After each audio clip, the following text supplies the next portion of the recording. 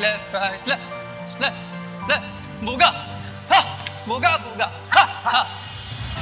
Ang nag-motivate talaga sa akin na pumasok sa pagpupulis ay yung aking father. Dahil sa kanyang integridad, pagmamahal sa kanyang tungkulin, nakita ko kung paano siya nirespeto at minahal ng aming mga kababayan.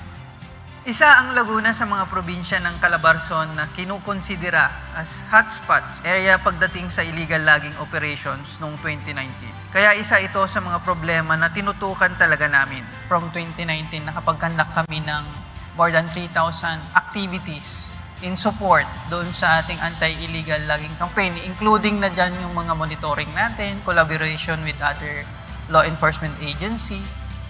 Sabi nga natin, wala ang kapulisan pag wala ang komunidad at hindi magiging successful lahat ng ating programa kung hindi susuportahan ng ating komunidad. Kung may tiwala sila, sila na mismo yung nagre-report ng mga illegal activities sa mga kani-kanilang areas. Let this be a reminder that real change starts from within our ranks through dedication, compassion, and courage.